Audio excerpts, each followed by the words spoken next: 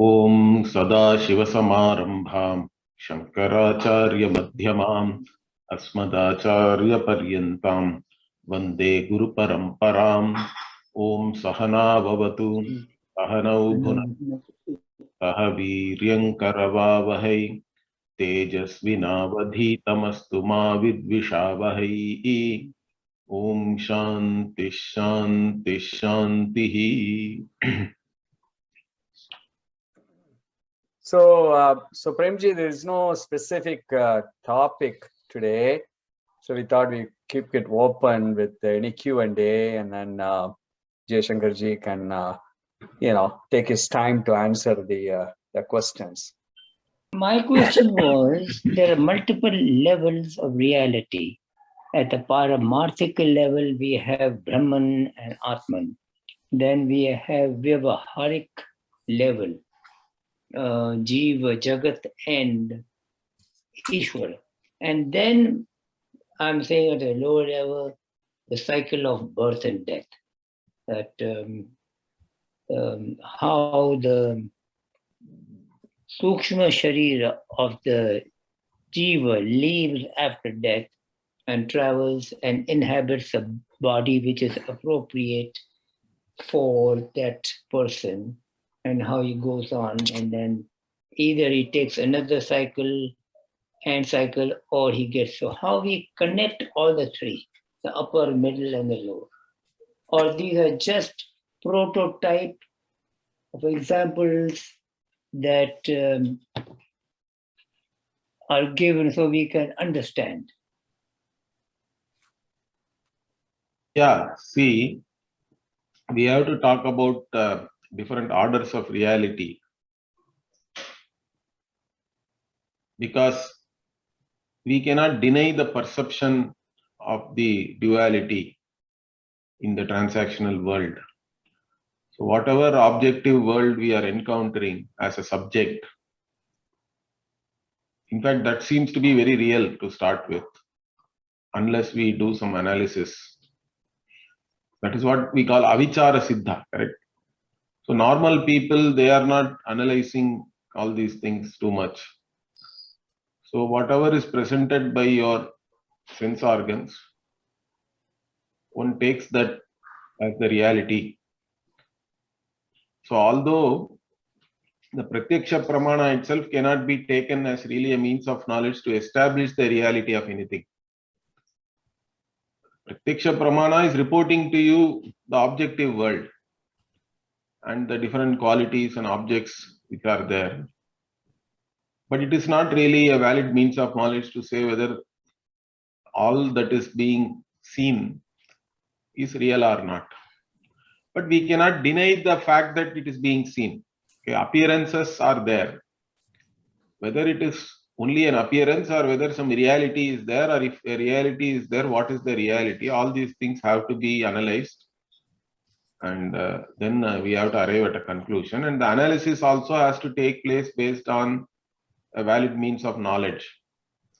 So in this, if you take even, let us take Mandukya Karika. So the Gaudapadacharya has given a very nice way of looking at all these things.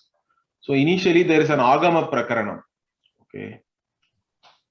So the Agama Prakaranam in the Mandukya Karika is a commentary on the Mandukya Upanishad Vakyas only.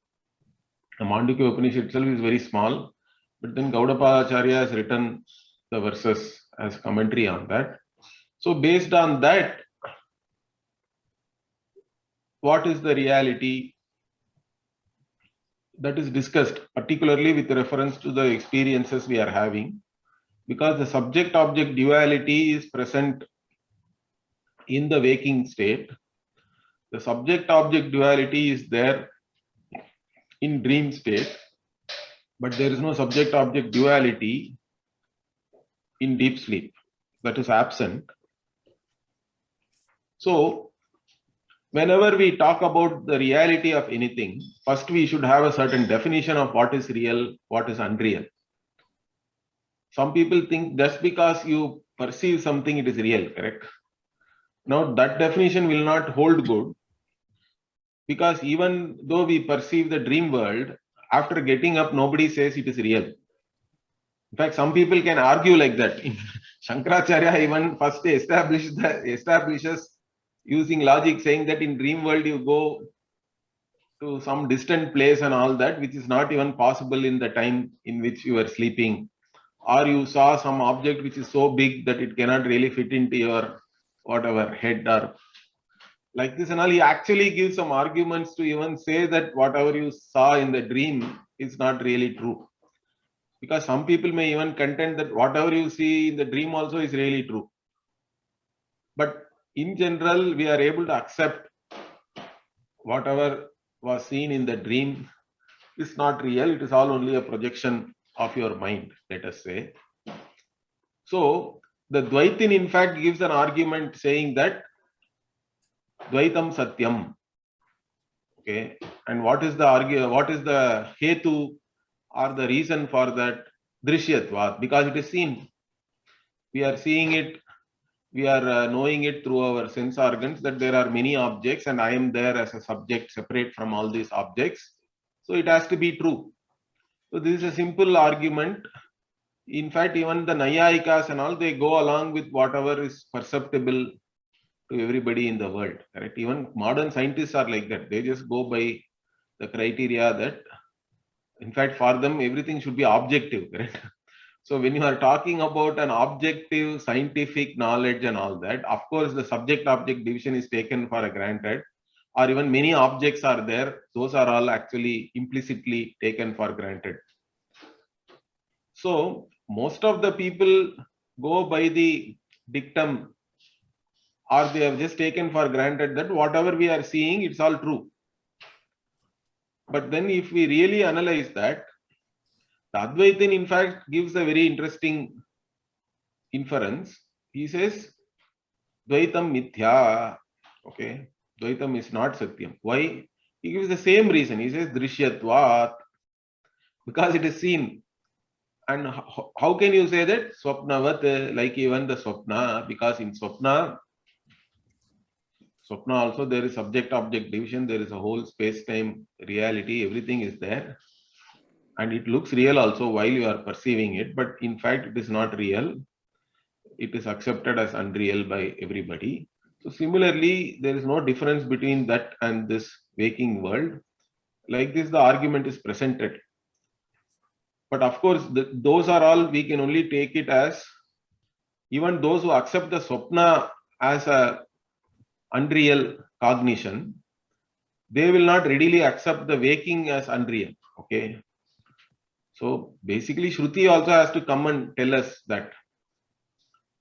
And Shruti does it because Shruti also says that Ekameva Advitiyam or Sadeva Satyam, all these words are used.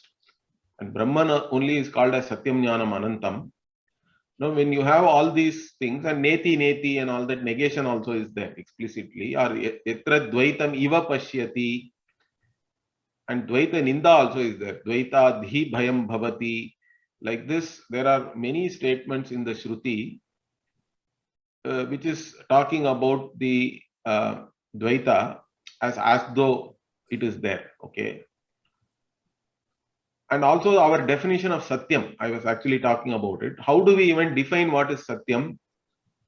We cannot say just because I see something, it is Satyam. Correct? In fact, Shankaracharya explicitly defines what is Satyam in the Taittiriya Bhashya. If you take the Bhashya for Satyam Jnanam Anantam Brahma, there he is saying what is Satyam, what is Anritam. Like that he is defining. And how does he define? He says, Yad Rupena Yen Nischitam Bhavati, Tad Rupena Tanna Vyabhicharati iti Satyam. This is the Vakya. In fact, this Vakya all of you can even memorize. It's only one sentence, correct? But it's a very useful thing. So how does Shankaracharya define what is Satyam? He says, once you have ascertained something as this, then it never changes that form or that nature, its nature. Okay, once you have ascertained that this thing is of this nature, it should never change from that. Tanna Vyabhicharati. Vyabhicharati means something which undergoes some change, correct? Vyabhichara means keep on changing, means that is Vyabhichara. In fact, the one who changes her partner all the time is called a Vyabhichari, correct? All that usage comes from the change only. Basically, it is a change. So that which never changes, once you have ascertained this is this, then its nature never changes. That alone can be known as Satyam. And then he even explicitly says, Yadrupena yen nischitam bhavati tadrupam vyabhicharati iti anrutam. That also he says, whatever changes, that is all anrutam, he says. It is all cannot be taken as Satyam. So Satyam, anrutam, like this, he explicitly defines there. In fact, even in modern Vedanta, or even those who follow all this, so many people are talking about all these things, correct? So there is also a contention that nobody can define what is Satyam or what is truth. This kind of some misunderstanding also is going around, correct? There is even a famous statement. He was talking about J. Krishnamurti and all last time. So, but I haven't read J. Krishnamurti and all very deep. Okay, so I cannot comment on everything he says or whatever. But one famous statement attributed to J. Krishnamurti is that truth is a pathless land. Okay, this is one statement. At least I have heard this statement, but I still don't know in what context JK said it or whatever. But generally, but I assume that what he means is truth cannot be really defined or it cannot be really taught. All this is implied by that. I think so. Okay, but that is not proper. Okay, in fact, our tradition says that truth can be defined, and Bhashyakara gives the definition there. Correct. In fact, if you see, there is even a Pujya Swamiji himself used to narrate a story. Okay, I think in the 80s, after the PhD course, he was in US. Okay, and Swamiji used to go to many different universities and give talks. And it seems one particular university or somewhere he was about to give a talk, and some professor or somebody from that university came to Swamiji and said, you are going to talk about Vedanta and you are talking about truth and all that, but I say that truth cannot be defined. So this was told to Swamiji also. I think because all these statements are anyway going around, correct? Like truth is a pathless land, nobody can define all these things. What is truth? Words cannot define. Even like Yato Vacho Nivartante and all, people take the same Veda Vakya and use it against the Sampradaya, saying you can never define Atma because the words are returning from there, mind cannot reach there, word cannot reach there. And so you have to have some special experience or it is all mystic, etc. So all these ideas are going around. People think that truth can never be established. But then Swamiji told him, what did he say? I will define truth for you. Okay, take my definition and see whether you can break it. So what did Swamiji? Swamiji said the same thing, but he said it in a slightly different words. Yadrupena yennishitam bhavati is the vakya which Shankara is giving, correct? Tanna vyabhacharati means it never changes. That means once you have known something as something, it can never be negated, correct? That is the idea of that definition. You cannot, like once you know a rope as rope, you always know it as rope only, correct? There's nothing to change there. But if you see a snake on the rope, it can be negated. So that which can be negated is always mithya. So Swamiji then gave the definition to that person saying that which can never be negated is the truth, correct? It is the same definition which Shankaracharya also has given. Basically, Shankaracharya says once you have ascertained something as this, then it never changes its nature or form or whatever. It is always that only. That can be never negated or changed. So Swamiji said simply that which can never be negated is the truth to that person. That person went away. Then he thought about it the whole night. Then it seems he came. That day again Swamiji's talk and all happened. Then he came the next day to Swamiji. He said, okay, your definition I accept. This definition cannot be broken. That which can never be negated is the truth. What you say is correct. But then he asked, there is nothing like that. Again, there is no truth like that. How can you establish there is something like that which can never be negated? I can negate everything, something like that he wanted to say, correct now. So the next thing is, once you say you cannot give any definition of truth, now you give a definition which cannot be broken, then the person is saying, but definition is fine, but there is no object which satisfies that particular definition. Okay. Then Swamiji said, no, you wait, I will talk about it in my talk. But in fact, that person was so impatient. He said, no, this is bugging me. I cannot wait for so long. You have to tell me now. Is there anything like that or not? Then Swamiji told that yes, the negator can never be negated. That's what, correct? To negate also somebody must be there always. That negator can never be negated, in fact. That is what is Advaita. Even neti we are saying, we can negate everything. That is fine. Why are we even negating everything? Because whatever is objective, all these objects of knowledge are changing all the time, correct? With each cognition, the cognized objects are changing. But what is the invariable in each and every cognition? That is the Swarupa of the subject, correct? Which is the conscious being we are talking about, which is Satyam Jnanam Anantam Brahma. So that is the invariable in each and every cognition, which can never be negated, because even to negate that conscious being has to be there, correct? How can you negate the negator? The negator can never be negated, and negator Swarupa is Satyam, in fact. That is the only thing which can never be negated. And that's how Swamiji told that person, and he seemed to have understood that. So what I am saying is, our definition of Satyam, according to that, there is only one thing, which is the consciousness, which is the invariable in each and every cognition. Understand that? And we cannot cognize one more consciousness also. Whatever you are cognizing, they are all only objects of consciousness. There is only one consciousness to which everything becomes evident. And whatever is becoming evident, they are all changing. So they are not Satyam. They are all Mithya only. That's why even in Kena Upanishad, it is said, Pratibodha Viditam Matam. Pratibodha Viditam Matam means what? Bodham Prati. In each and every cognition, in fact, we are all focusing on the object of knowledge all the time, correct? But we take the subject, the Swarupa of the subject for granted. Nobody is even thinking about the conscious being to whom everything becomes evident, and that is the only thing which is also invariable in each and every cognition.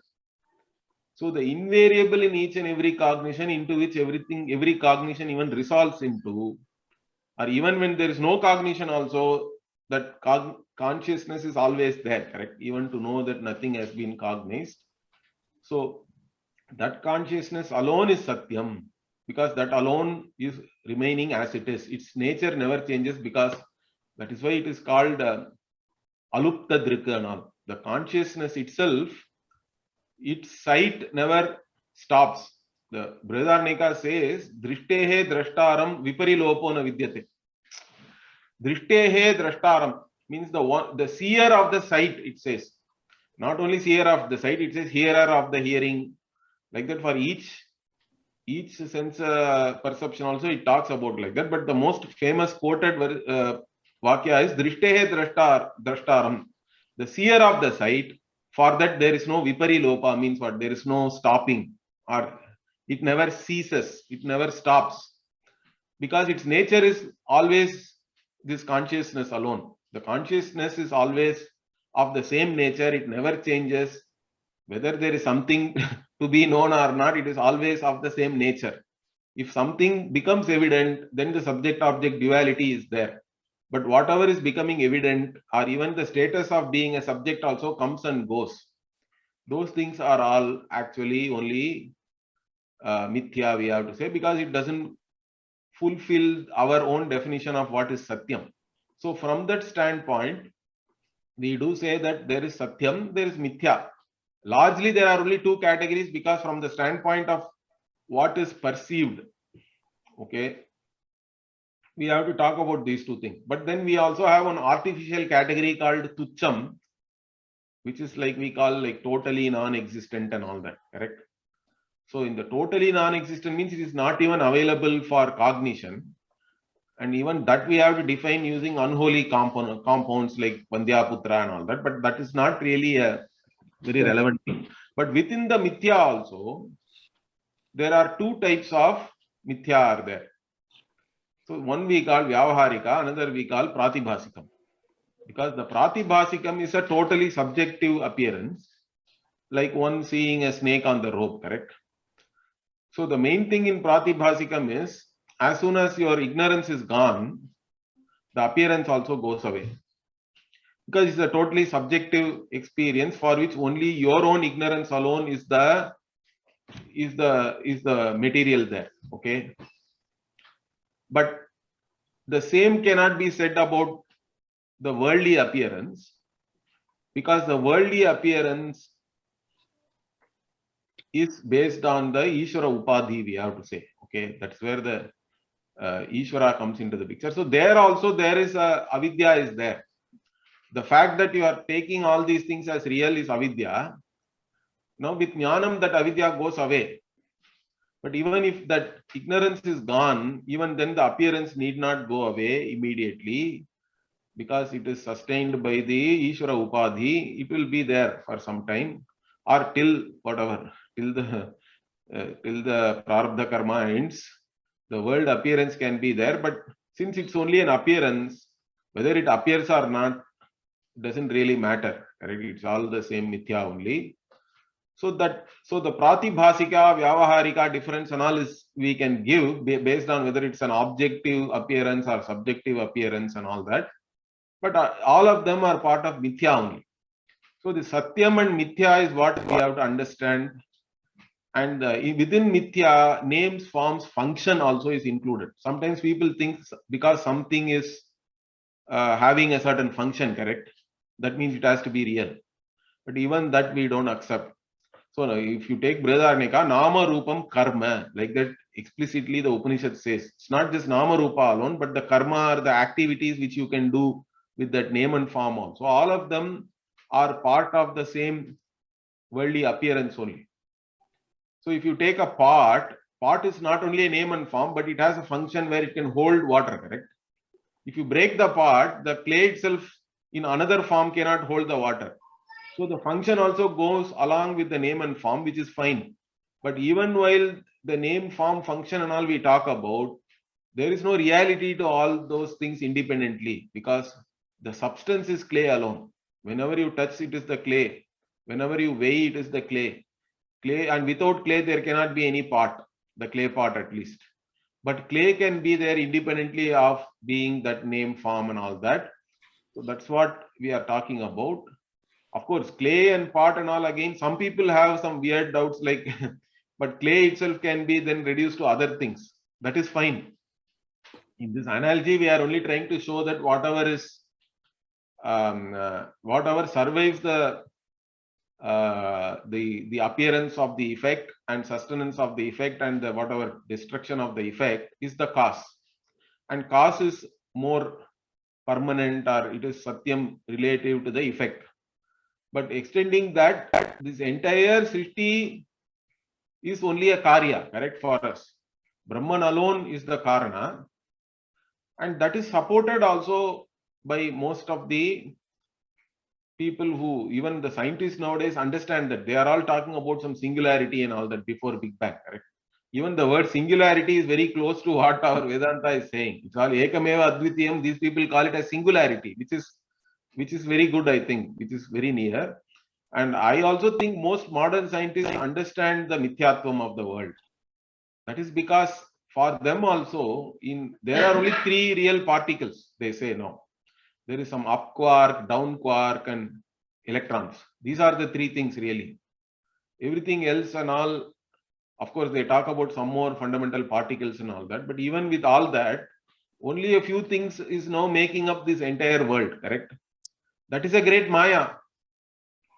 How did all the different countless variations we are encountering in this objective world, but all of them, they have reduced it to some few particles. And even in that, 99% is all space, they say. Okay. The nucleus is there in some small part of the whole thing, and electron clouds are sitting somewhere relative to the size of the nucleus, if you see. And all that is space and all that, then how are we even having all this world? That is all a great Maya. In fact, that is a great thing. That's how it's wonderful. In fact, it is beyond even our ability to think about all these things. So there is a certain awe in even understanding all these things that can be appreciated by anybody. In fact, they all appreciate that, but only problem is they don't have the pramana buddhi towards the Veda, or they don't know what is Satyam. In fact, most people understand the mithyatvam of the world. If you start analyzing the world, you can very easily understand that everything is mithya only. You cannot arrive at any other conclusion, I think, if you have a proper thinking mind and you can analyze things. But to know what is Satyam, only the Shastra Pramana has to come and say, correct? Otherwise, also we can come to a certain conclusion that I am a conscious being. Up to that, also some people can arrive at, because like I said, we can all of us can use a simple logic that I am not what I see. Correct? Whatever I see is not I. This is a very simple thing. And that Atma Anatma Viveka, everybody can do that. With that, you can arrive at the fact that I am only a conscious being. Fine. But then only Shastra has to come and say that conscious being alone is the cause of this entire world. And in fact, there is only one consciousness which is appearing in all the different apparently sentient beings as that sentience or awareness, correct? So those things and all only Shastra has to reveal. So the Shastra Pramana is very important there. But whatever the Shastra reveals is all solid, correct? It can never be negated again. And that is the truth. So we have to accept that. So that way we can establish what is the truth. Everything other than the truth is only an appearance, correct? And we can just take it as mithya. So there is Satyam, there is mithya. Only this understanding has to be very clear.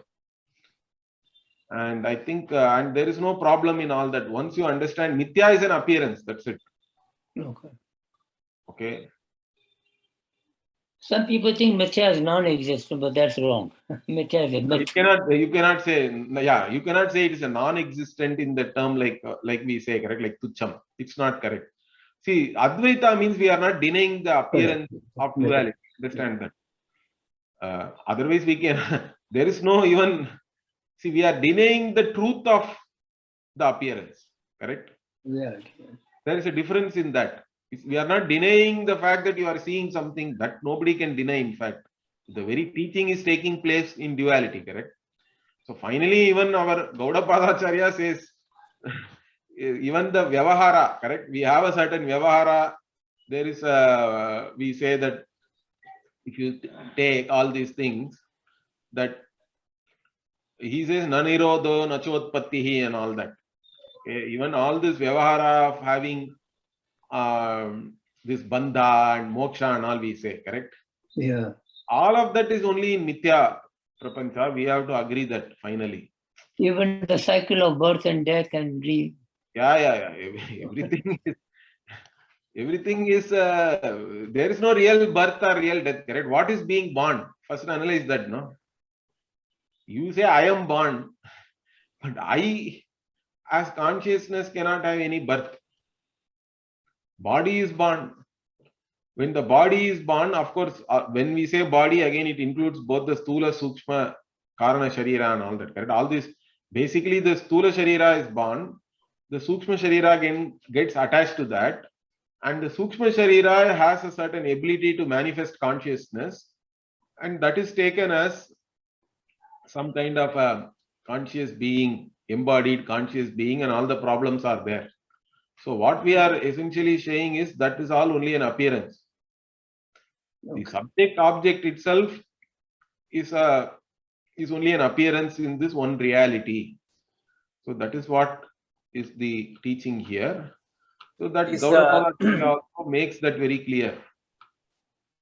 Shankarji. So in that Satya Mithya, then can Ishvara be then classified as Mithya too? Yes.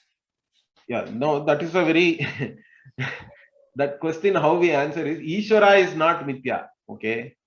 Even Jiva is not Mithya. Ishvara and Jiva are Shuddha Chaitanyam, but with appearing in a particular form. But Ishwaratvam is Mithya. That difference we have to make. Ishvara is consciousness, but appearing as Sarvajnaha, Sarvashaktiman and all that. Jiva also is the same consciousness, but appearing as Alpashaktiman, Alpajnaha. So we don't say Ishvara is Mithya, Jiva is Mithya. Ishvara is Shuddha Chaitanyam, but Ishwaratvam of Ishvara is Mithya. Can you elaborate on this Ishwaratvam? What does that mean? Ishwaratvam means all the qualities of Ishvara are Mithya. But Ishvara as a substantive is Brahman only, correct? You cannot deny. If you say Ishvara is Mithya, then it looks as though there is Ishvara is non-existent, it will become again, correct? The same problem will come. So we don't say that. We say that Ishvara is Brahman. Jiva is Brahman. But Ishvara, as Ishvara, you cannot say is Satyam. Correct? Ishvara as Brahman is Satyam. Or Brahman as appearing as Ishvara is Satyam. Brahman appearing as Jiva is Satyam. But Jiva independently is not Satyam. Ishvara also independently cannot be Satyam. That is what we have to understand. That's where we say Jivatvam and Ishwaratvam and all the dharmas. Correct? It is all only some qualities. But qualities themselves we cannot establish. Because there is a particular discussion, even in the Bhashya it is there. In the Bhashya, the Nayayika argues with our Bhashyakara. So they have a concept of a Samavaya. Okay. Samavaya Sambandha, they say. So when you ask, the Nayayika talks about a Dravya, which is a substance, and a Guna, which is a quality. Now there is a question how these two are related to each other. Okay. So the Advaita is asking the, for example, even if you say the pot has partners, correct? No, partners is a guna or it is a quality, correct? It is a dharma according to the Nayayika. He says there is a part in which partners is there. Now the question comes, you are saying there is a part in which partners is there. That part, whatever you are saying, is it a part or a non-part? Wherever the partners is it a part or a non-part? When we ask that question, correct? He says, he cannot say it is a part. If it is already a part, then what about the partners you are talking about separately? It doesn't make any sense. Then he has to say, if he has to say non-part, then. But then how non-part can have partners then? According to you, part only has to have partners. So all this, we can talk about it like this. But finally, even the Nayayika has to say the non-part only has partners. Then what is the Sambandha? Means there can be only one Sambandha, we say, which is Adhyasika Sambandha. It can only be superimposed then, correct? In any substance, any quality cannot inhere to make it a particular object or anything like that. That you look upon a substance as a particular object itself is only a superimposition. The only substance which is there is Brahman really. Because all other things anyway are coming and going, correct? Nothing else can be even established as being there permanently. In fact, only the isness alone is there. In another Bhashya, Bhashyakara beautifully says that you say pot is, clay is, cloth is, whatever. Many different objects is there. In all these cognitions, each of those objects are changing. So that buddhi is changing, he says. Okay, the object buddhi keeps on changing. What is the one buddhi which never changes? Means is the only thing which keeps on continuing. It is the invariable. So that invariable alone is you, in fact. That alone is Satyam, in fact. Because that is the only thing which is there always. The is buddhi it can never be replaced by anything. One object buddhi can be replaced by another object buddhi. Okay, or one object cognition can be replaced by another object cognition. But that consciousness is the same thing, correct? You say, when you see a pot, you say pot consciousness is. When you see a table, you say table consciousness is. You see a fruit, you say some orange consciousness is there, apple consciousness is there. All these things you can say. In all these things, the pot, table, orange, apple, they are changing, but consciousness is the invariable. That invariable, in fact, is your very nature, in fact, and that is Brahman, that is Satyam, that is how the teaching is done. And all that is changing in each and every cognition is dismissed as only an appearance or mithya. So this particular thing has to be appreciated. And so in that, the important thing is that this, whatever we have taken for granted till now, that has to be understood clearly. Otherwise, we have taken the knower for granted, correct? Only focusing on the known objects and knowing the objective world. That's what the entire life is gone in that. But now the Vedanta is all about knowing the nature of the subject.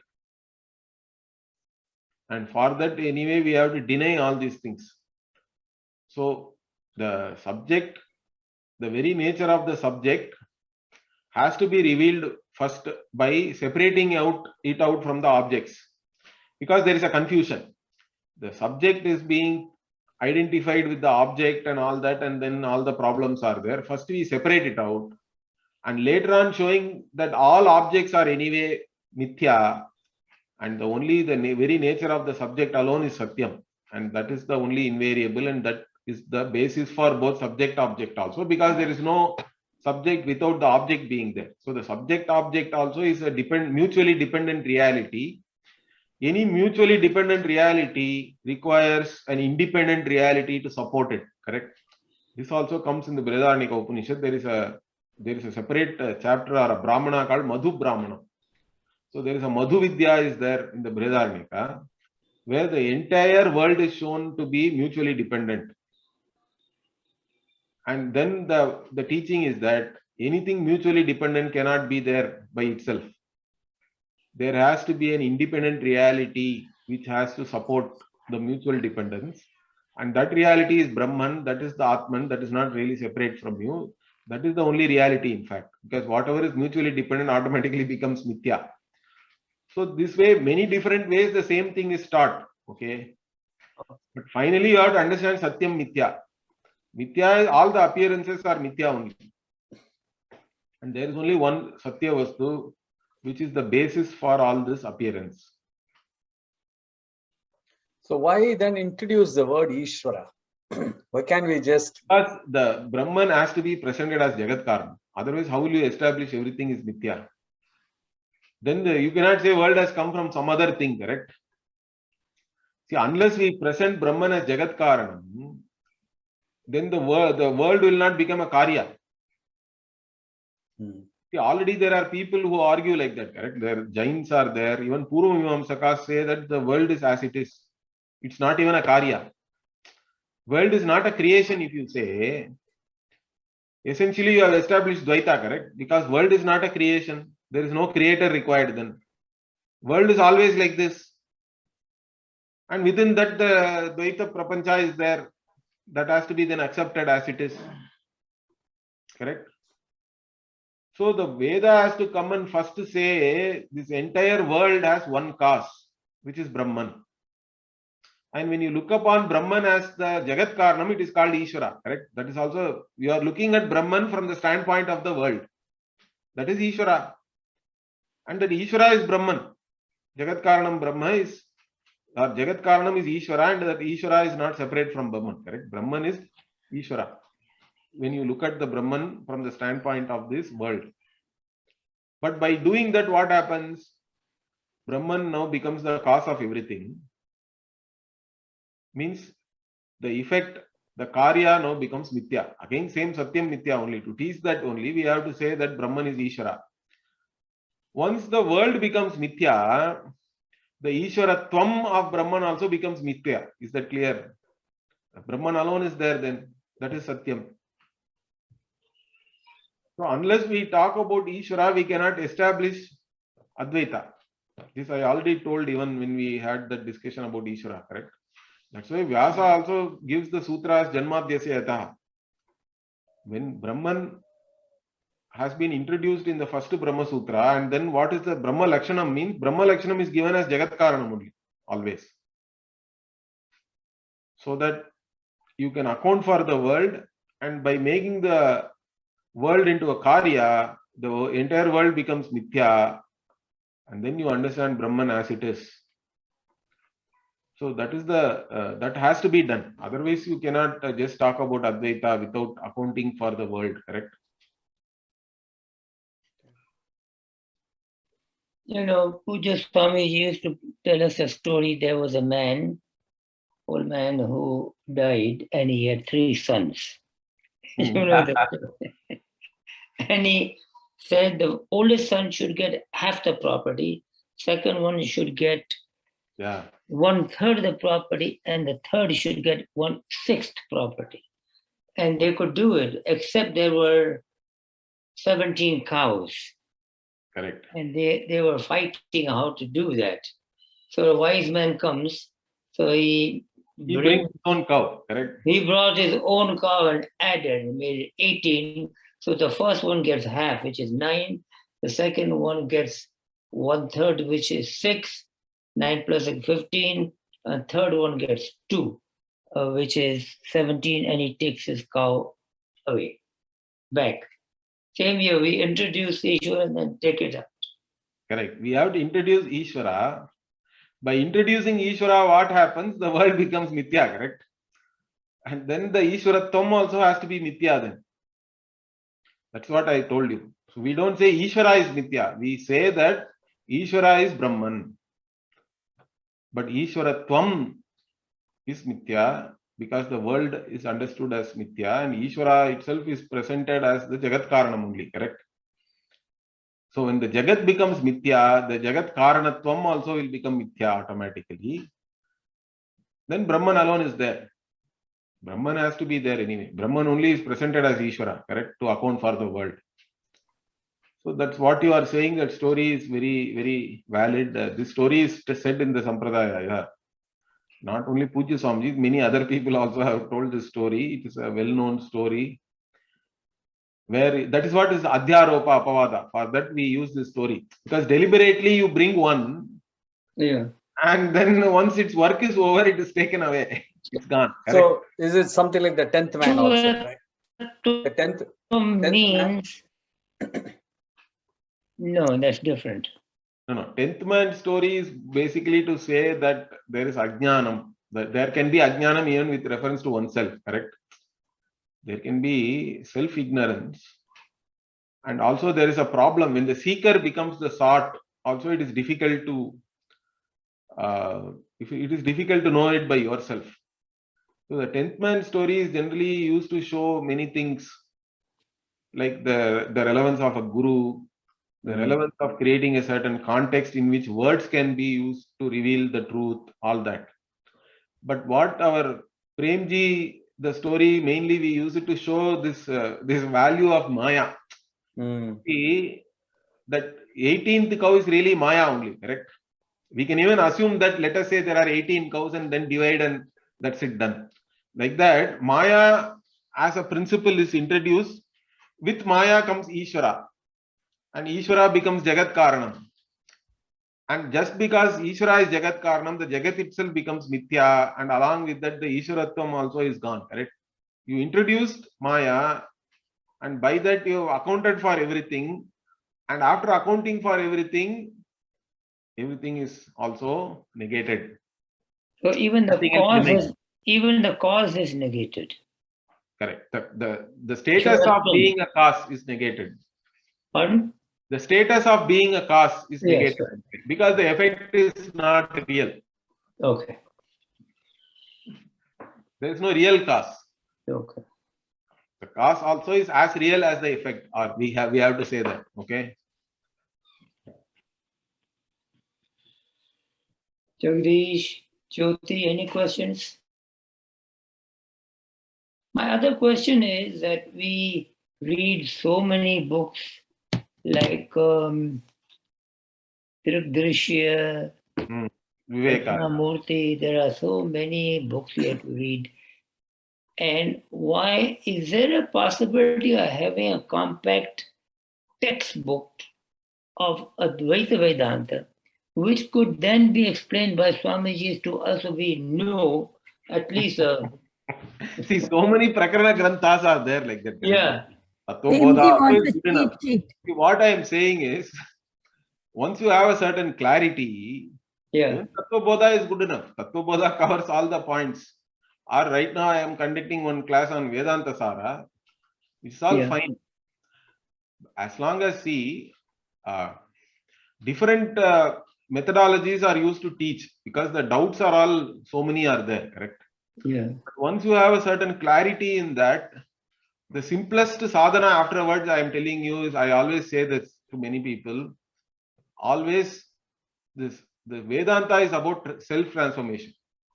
All the problem is because of having a wrong identity, correct? You are placing yourself on the body, on your sense organs, on your prana, on the mind, etc. That is the whole problem. So the only sadhana required is first you separate that. There is a discrimination has to be there. The viveka is, the only viveka is atma, anatma viveka first. That is the thing.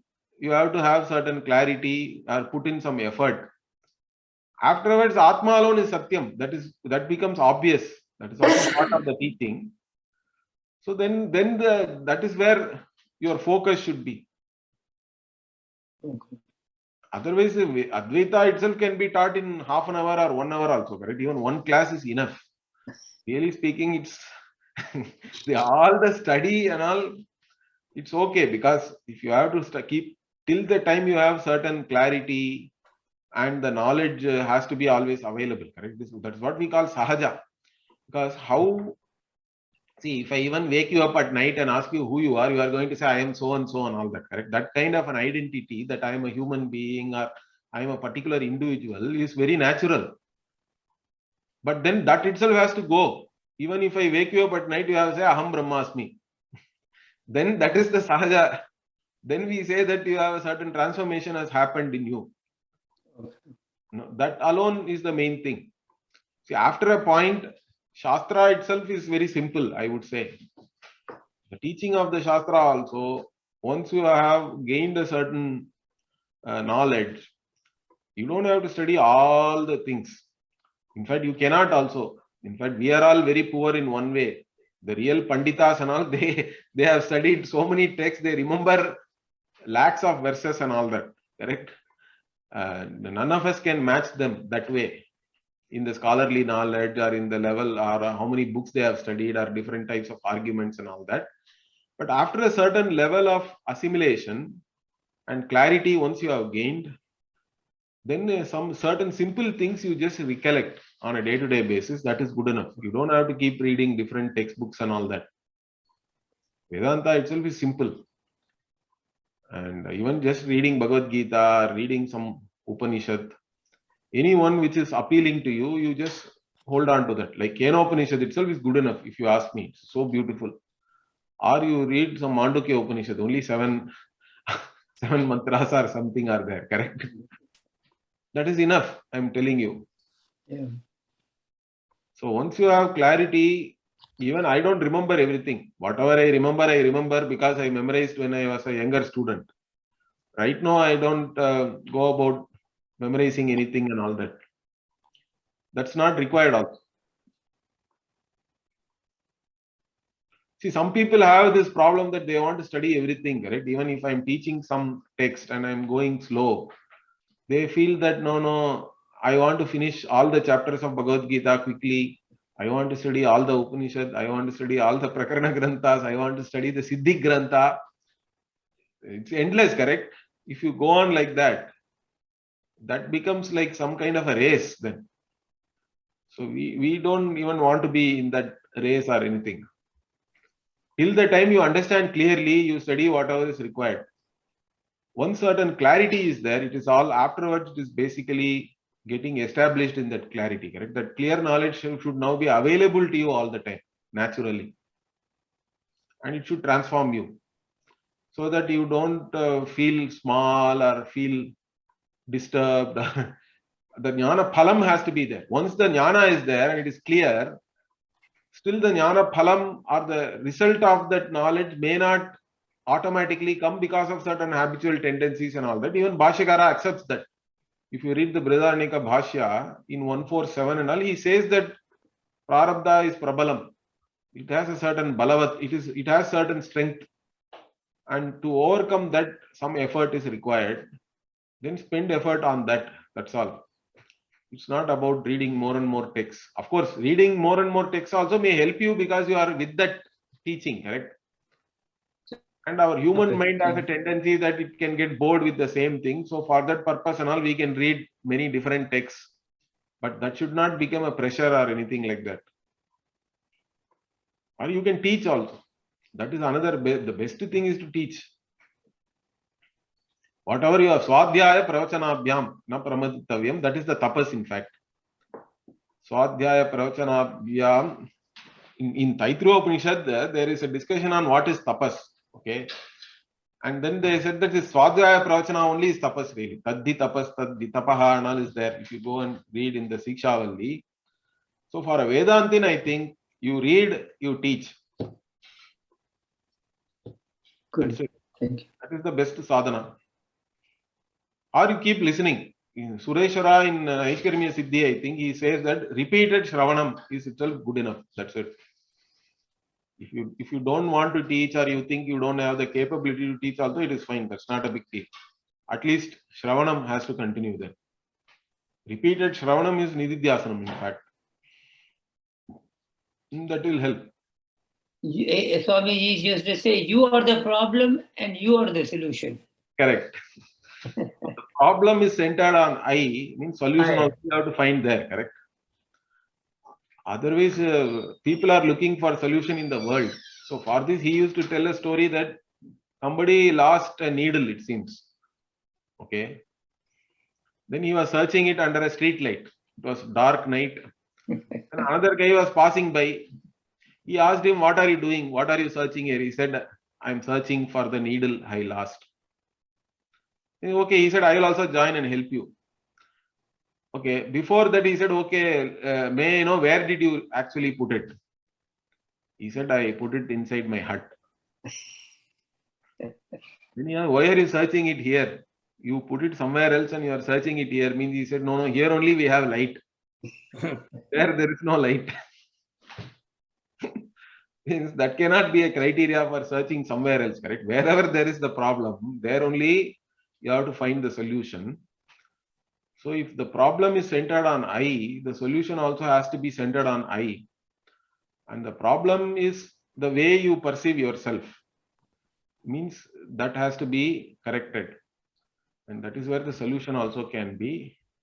Solution cannot come by accomplishing or accumulating anything in the world, because there is no problem with that actually. So that's a very apt thing. Correct. The other thing, Swamiji, which I like is there were two people traveling in the train. One was a rich man and other was a thief. And the rich man was taking out from his coat all those bundle of 100 rupees or 1,000 rupees and counting. And the thief was wondering, how could I get all this? So first, it was a long journey. So first at night, the thief says, I'll go to the restroom and change. So when he went there, the merchant, the coat of the thief. And so he came back and the merchant went for the restroom. Quickly, the thief was looking at the merchant's coat and they were all empty. So in the morning he said, how did you do it? He said, the money was with you and you were looking elsewhere. Right. So the obvious place is the most difficult to find, correct? That is why it is hidden. This Upanishad also has a meaning of secret. Okay. And this, the Atma is hidden. And how does it have the meaning sorry, how does it have the meaning of secret? What? Yes, Which it's not. dhatu? In Brihadaranyaka Upanishad itself, the word Upanishad is talked about as a code word or a secret word and all that. And different prana is given a particular name. Like this, the word Upanishad can be used in that sense also. There is a So usage. it's not like a particular dhatu or anything like that. No, not like that, but generally it is taken as a alternate way of referring to something in a secretive manner. Hmm. Hmm. There was a lady by the name of Blavatsky. She wrote a book called The Secret Doctrine. And I think she was from Theosophical Society. Mhm. And she got some of the ideas from Vedanta. That what you're looking elsewhere out in the world is within you. That's the secret. You're going out of your home to the market and eating golgappas and all those and buying gold and doing that doesn't give you anything but happiness. Satchidananda is within you, Jyoti. So simple, right? Okay, so All we'll right. It's a with the prayer. pleasure. Thank you. Okay, it was a pleasure for me also, and talking to all Swamiji's very senior students. It's really nice, and all the interest you have also is very good. I'm very happy about that. So we'll finish with a prayer. Om Sarve Bhavantu Sukhinaha, Sarve Santu Niramayaha, Sarve Bhadrani Pashyantu, Ma Kaschid Dukkha Bhag Bhavet, Atato Ma Satgamaya, Tamaso Ma Jyotirgamaya, Mrityor Ma Amritangamaya, Om Purnamadah Purnamidam Purnat Purnamudachyate, Purnasya Purnamadaya Purnamevavashishyate. Om Shanti Shanti Shanti. Harihi Om Shri Gurubhyo Namaha. Harihi Om.